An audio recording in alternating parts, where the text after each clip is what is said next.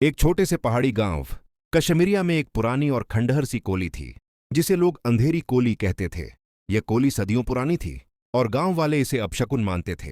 कहते थे कि यहां एक पुराना जमींदार रहता था, जिसने अपने परिवार के साथ कुछ ऐसा किया था कि उसकी आत्मा यहां भटकती है। गांव के लोग इस कोली से दूर रहते थे। बच्चों को यहां खेलने की मनाही थी और बुजुर्ग रात में इसके पास से गुजरने से भी डरते थे। लेकिन एक दिन शहर से आए कुछ दोस्तों का एक ग्रुप, जिसमें राहुल, नीना, अर्जुन और मीरा थे, ने इस कोली की ओर जाने का फैसला किया। वे हॉरर स्टोरीज के शौकीन थे और उन्हें लगा कि यह एक अच्छा एडवेंचर होगा।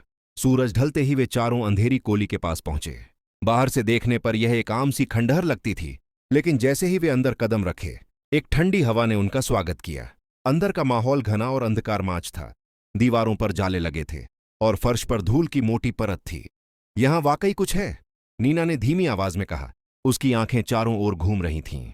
चलो ऊपर चलते हैं, अर्जुन ने कहा, और वे सीढ़ियां चढ़ने लगे। हर कदम के साथ लखड़ पटखड़ की आवाजें आ रही थीं, जैसे कोली खुद उनके आने की शिकायत कर रही हो। ऊपर पहुंचकर उन्होंने एक पुराना हॉल देखा, जिसमें एक बड़ा सा दीवान रखा था। दीवान पर धूल थी और उसके ऊपर एक पुरानी तस्वीर लगी थी, एक जमींदार की।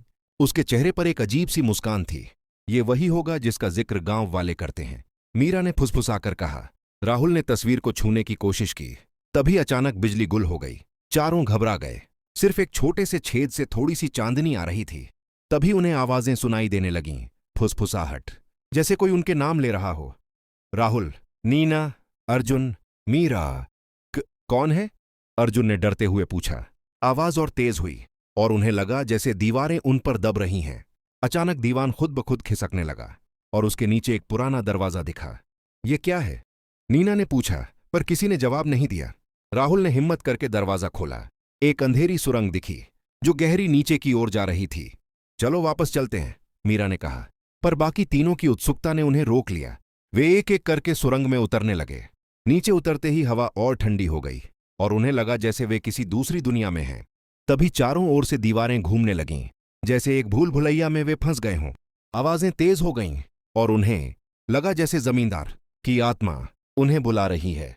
भागो, राहुल ने चिल्लाया, पर दरवाजा गायब हो चुका था। वे चारों अलग अलग दिशाओं में दौड़ने लगे, पर हर बार एक ही जगह आ पहुंचते। नीना अचानक गायब हो गई।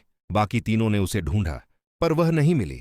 फिर अर्जुन गायब हुआ, फिर मीरा। राहुल अकेला रह गया और आवाजें और तेज हो गईं। राहुल दौड़ता रहा, पर हर कदम पर दीवारें बदल जातीं। तभी उसने देखा, जमींदार की तस्वीर दीवार पर है और वह मुस्कुरा रहा है। तुम भी रहोगे, जमींदार ने कहा, और राहुल को एक अंधेरे में खींच लिया। अगली सुबह गांव वाले अंधेरी कोली के बाहर राहुल को बेहोश पड़े पाए। वह कभी वापस नहीं बोला और न ही कभी उसने नीना, अर्जुन, मीरा के बारे में कुछ बताया। गांव वालों ने फिर से उस कोली को बंद कर दिया और कहा कि वहां किसी की आत्मा फंसी है। अंधेरी कोली आज भी खड़ी है और रात में वहां से आवाजें आती हैं। राहुल, नीना, अर्जुन, मीरा